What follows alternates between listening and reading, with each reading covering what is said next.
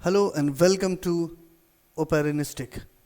आज हम लोग मौर्य डायनेस्टी के बारे में पार्ट 3 देख रहे हैं और आज हम लोग एक ऐसे राजा के बारे में बात करने वाले हैं जो भारतवर्ष के सबसे महान राजाओं में से एक माने जाते हैं। अशोका द ग्रेट यानी अशोक महान के बारे में आज हम लोग जानने वाले हैं। लेकिन इससे पहले कि मैं चर्चा शुरू करूं, मैं आपसे रिक्वेस्ट करना चाहूँगा कि यदि आपने हमारे चैनल को अभी तक सब्सक्राइब नहीं किया है तो प्लीज़ हमारे चैनल को सब्सक्राइब कर लीजिए, हमारे फेसबुक पेज को भी लाइक कीजिए, जिससे आप हमसे जुड़े रहेंगे। तो आइए हम लोग देखते हैं अशोका द ग्रेट यानी अशोक महान के बारे में।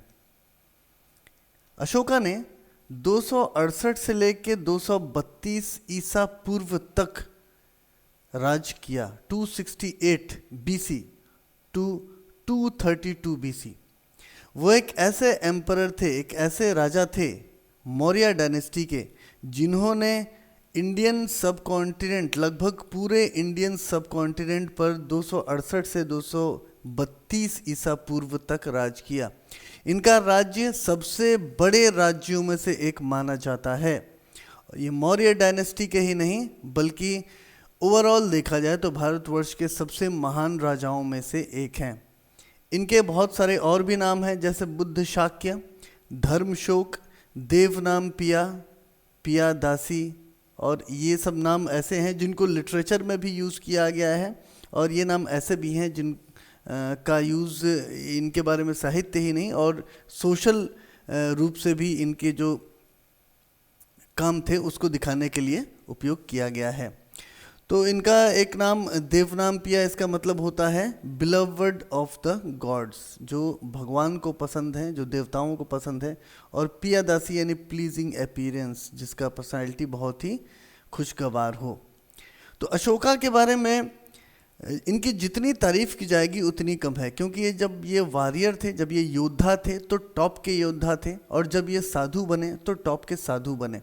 और इन्होंने लगभग आधा जो इनका समय रहा इनके राज का, वो बिना किसी सेना के इन्होंने गुजारा, और फिर भी इनके ऊपर कोई भी एक्सटर्नल एग्रेशन नहीं हुआ, फिर भी कोई हमला इनके राज्य में नहीं हुआ। तो इस तरह से अशोका एक बहुत ही अच्छे मैनेजर, बहुत ही अच्छे प्रबंधक भी माने जाते हैं, जिनके राज्य में प्रजा काफ़ी खुश थी। ये उनका राज है, जो कि आप देख सकते हैं कि कितना बड़ा है। ऑलमोस्ट साउथ का ये जो छोटा सा एरिया है श्रीलंका, और ये इंडिया में ये जो छोटा सा एरिया, इसको छोड़ दिया जाए तो ऑलमोस्ट पूरा का पूरा इंडियन सब कॉन्टिनेंट इनके कब्जे में था। His empire covered the whole territory from Hindu Kush to Bengal, Hindu Kush to Bengal, Hindu Kush से लेके बंगाल तक, ये हिंदू कुश यहाँ से लेके बंगाल तक, ये पूरा एरिया इन्होंने जीत रखा था। और Afghanistan, Baluchistan and whole of India with the exception of a small area in the farthest south. तो ये अफ़गानिस्तान, पाकिस्तान का जो एरिया हो गया बलूचिस्तान का, और ये almost all the area of current India, बस ये थोड़ा सा एरिया जो है ये सदर्न इंडिया का इनके राज्य में नहीं था। Kashmir and valleys of Nepal were also included. तो ये कश्मीर वाला जो एरिया हो गया, जो घाटी का एरिया है, और नेपाल का जो पूरा एरिया है लगभग, ये पूरा का पूरा भी इनके राज्य में शामिल था। तो बहुत बड़े राज्य पर इनका राज था, और इतने बड़े राज्य को संभालना जो है वो एक बहुत ही मुश्किल टास्क भी था, लेकिन इन्होंने बखूबी इस काम को किया। अशोका अपने पिता के द्वारा तक्षशिला के वाइसरॉय बनाए गए थे, और उज्जैन में वो उस समय पदस्थ थे। जब बिंदुसार की मृत्यु हुई तो वो उज्जैन में ही थे। He was at Ujjain when Bindusara died. और जब बिंदुसार के मरने के बाद भाइयों में आपस में सिंहासन के लिए युद्ध होने लगा। Fight for throne went on for 4 years, और ये युद्ध लगभग 4 वर्षों तक चला। भाई भाई आपस में लड़ते रहे 4 वर्षों तक सिंहासन के लिए। उन्होंने अपने ब्रदर सुशीमा, जो कि इनसे बड़े थे, सुशीमा को इन्होंने मार दिया, जबकि बिंदुसार जो है वो चाहते थे कि सुशीमा ही इनके बाद राजा बने। तो बिंदुसार की पसंद सुशीमा थे, लेकिन सुशीमा से जब इनका युद्ध हुआ तो अशोका ने सुशीमा को मार दिया और इस तरह से अशोक बाद में सबसे प्रबल दावेदार बन के सामने आए। बुद्धिस्ट लिटरेचर में ऐसा भी कहा गया है कि वो 99 भाइयों को मारने के बाद सिंहासन पर बैठे थे। A Buddhist literature says that he came to throne after killing his 99 brothers. तो बहुत खून खराबा करने के बाद ये सिंहासन पर बैठे थे। इन्हें माना जाता है कि greatest king of all times थे, ये सबसे बड़े राजाओं में से एक थे। He was the first ruler to maintain direct contact with people through his inscription. इन्होंने इंस्क्रिप्शन का यूज़ किया। इंस्क्रिप्शन जैसे कि पत्थरों पर इन्होंने लिखवाए, इन्होंने और भी छोटे छोटे साइन लैंग्वेजेस का यूज़ किया, जो कि इन्होंने अधिकतर पत्थरों पे, कुछ जगहों पे, घरों पे भी, महलों में भी इस तरह की जो इन्होंने इंस्क्रिप्शंस बनवाए थे, उनसे इन्होंने लोगों से डायरेक्ट कांटेक्ट करना शुरू किया। और इनके इंस्क्रिप्शंस में ब्राह्मी, खरोष्ठी, अरमाइक, ग्रीक, ये सब लैंग्वेजेस का उपयोग होता था। In his inscriptions languages used were Brahmi, Kharosthi, Aramaic, Greek. James Prinsep जो कि एक इंग्लिश स्कॉलर थे, एक बहुत बड़े विद्वान माने जाते हैं, उन्होंने सबसे पहले इनके इंस्क्रिप्शंस का मतलब निकाला था। James Prinsep first deciphered the inscriptions. जब भी महाराज अशोक की बात होगी तो ये कलिंग के युद्ध की बात जरूर होगी, क्योंकि कलिंग का युद्ध ही वह युद्ध था जिससे इनका हृदय परिवर्तन हुआ, जिससे ये खून खराबे वाली दुनिया से बाहर आकर एक अहिंसक जिंदगी में आ गए। The Kalinga war mentioned in 12th rock edict. 12th rock edict में कलिंगा वार के बारे में थोड़ा सा वर्णन किया गया है। इस वार ने, इस युद्ध ने इनका हृदय परिवर्तन किया। The Kalinga war changed his attitude towards life. Ashoka became a Buddhist after that. और इसके बाद उन्होंने हथियार डाल दिए और खून खराबा बिल्कुल बंद कर दिया, उन्होंने हिंसा बिल्कुल बंद कर दी और इसके बाद उन्होंने बौद्ध धर्म अपना लिया। उसके बाद वो बुद्धिस्ट बन गए। Ashoka became a Buddhist after that. और इनके जो गुरु थे उनका नाम था Upagupta. Ashoka became Buddhist under Upagupta. तो उपगुप्त जो थे वो इनके गुरु बने और कलिंगा वार के बाद अशोक ने बौद्ध धर्म अपना लिया। उन्होंने अपने बेटे महेंद्र और डॉटर संघमित्रा इनको श्रीलंका भेजा था ताकि वे महात्मा बुद्ध की टीचिंग्स को लोगों तक पहुंचा सकें। He sent his son Mahendra and daughter Sanghamitra to Sri Lanka to spread the teachings of Buddha.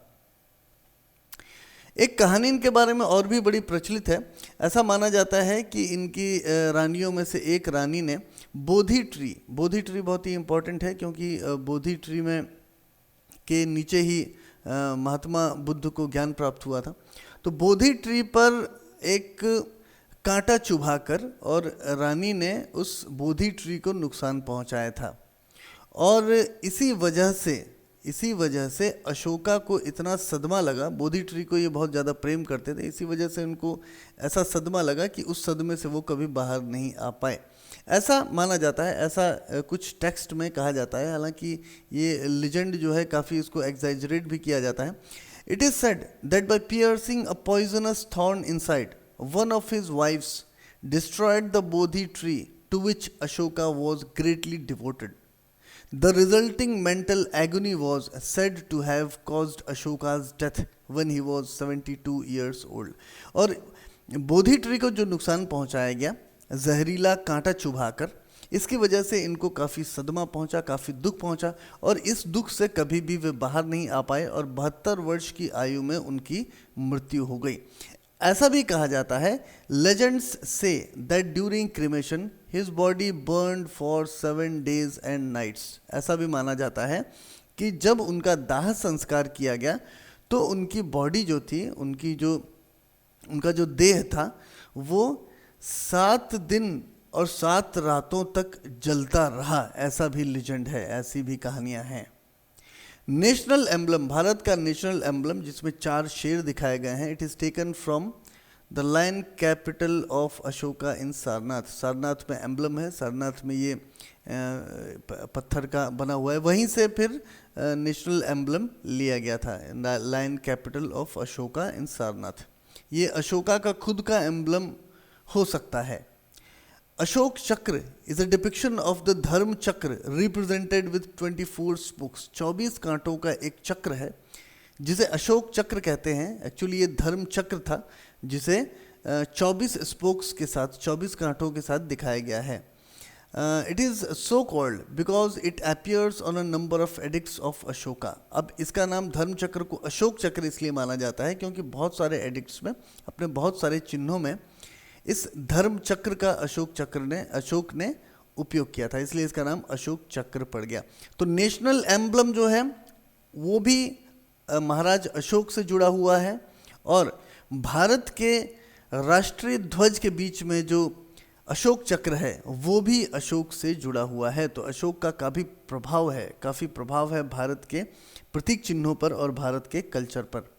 तो ये थी महाराज अशोक की कहानी, जो भारत के सबसे बड़े राजाओं में, सबसे महान राजाओं में एक माने जाते हैं। ये बिंदुसार के पुत्र थे।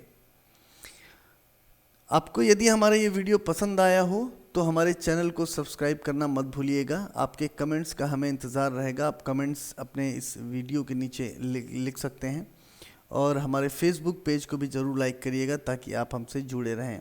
मुलाकात होगी आपसे अगले वीडियो में एक बार फिर से। तब हम लोग जानेंगे अशोक के बाद के 3 राजाओं के बारे में जो कि मौर्य डायनेस्टी से थे। अगले वीडियो में फिर से मुलाकात होगी। नमस्कार।